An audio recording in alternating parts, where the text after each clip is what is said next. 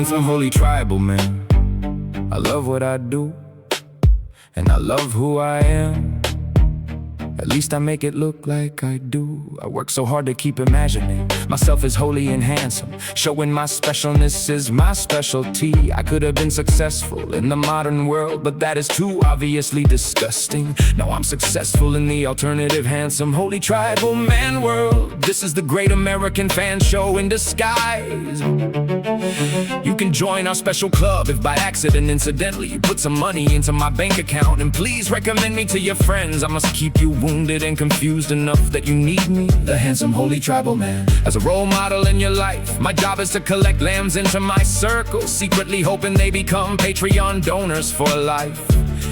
I have no intention of ever replacing myself, lose my place in the coolness hierarchy. Oh no, that holy honor is reserved for me and me alone. I sacrificed so much to attain my glory. I'm finally in the inner circle of cool land. The private lunch at a handsome, holy tribal man conference feels like the private lunch at the World Economic Forum at Davos. Once you are a certified handsome, holy tribal man, we can advertise each other's workshops through social media to receive an affiliate fee. This is business as usual. There's no business like show business. The show must go on.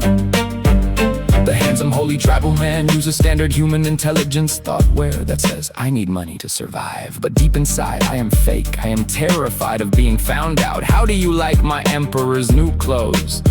Aren't they fine? If you have good looks and an extrovert personality, you too can milk the handsome, holy tribal man survival strategy. I teach my students to imitate the insider's glamour that convinces others to pay to receive my members-only Substack texts. My success as a handsome, holy tribal man depends on deceiving my fans into thinking they are actually getting something new and cool from me, even though they are not. What they do get is to be in my fan club. It is same old, painted cool. This is it, the great American fan show scam. If I can be special enough, if you were adaptive enough, if I can be mysterious enough, if I can be attractive enough, if I can stay cool enough, others will gather around to upscale their own cool. I can remain your idol, and you can give me money just to be around my coolness. Then all I have to do is keep being cool, and my fans support me. I cannot allow any of my fans or followers to become as cool as me, because then you would collect your own fans and followers and surpass me, leave me out in the cold where there is no gold. The problem with this and all other survival strategies is that yes, I only get to survive, and it might stop working when I'm old. I can't be authentically alive myself, cause I gotta stay fake. I gotta keep the customer satisfied. I gotta keep inventing cool legends about myself to stay in the race, instead of doing what my archetypal idiot wants.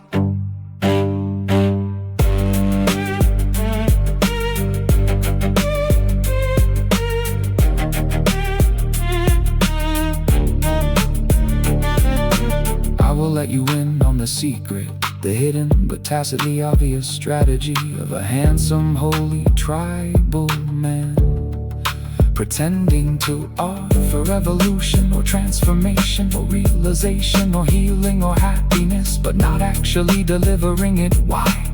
Because anyone who provides authentic transformation puts themselves at risk of losing everything. Transformation changes you into someone who is utterly new. Time after time after time after time after time, repeatedly leaving everything behind each step of the way. This is the way my fans carry the same deep inner terror of evolution as I do.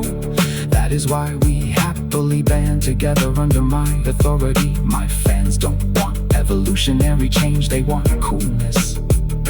Handsome, holy tribal men and women only give the illusion of expanding awareness, continuously eluding expanded awareness, and staying cool occupies so much of my time and attention that there is no time and attention left for going through the 5-body liquid states of building matrix, upgrading thoughtware, dropping baggage and unifying my parts that are central to the path of evolution. Escaping the handsome, holy tribal man, no woman survival strategy starts with the archetypal death and resurrection shown, where the resurrection part is not guaranteed. Transformation is not a method, it is not made of steps that you can follow. No steps never lead into the void. It takes seeks chaos and luck to escape the gravitational pull towards normal.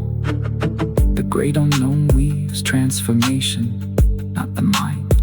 You transcend mere survival by serving something greater than yourself.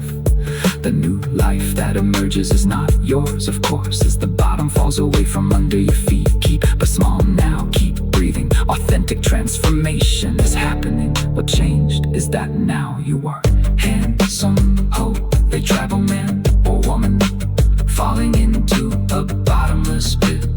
There is nothing cool about this, yet finally it is no longer a show.